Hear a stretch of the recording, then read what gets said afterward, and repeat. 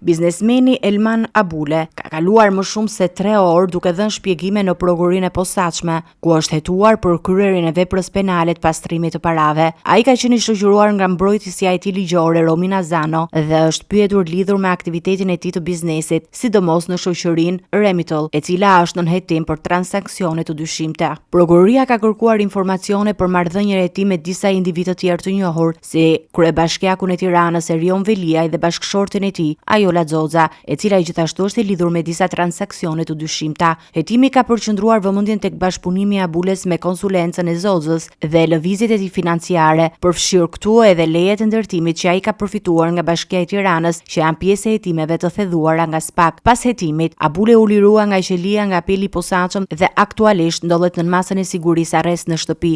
Prokuroria ka njoftuar se hetimet do të vazhdojnë për të zbuluar më shumë lidhjet e tij me Veliajin dhe për të verifikuar nëse ka pasur veprime të palishme në aktivitetin e tij ekonomik.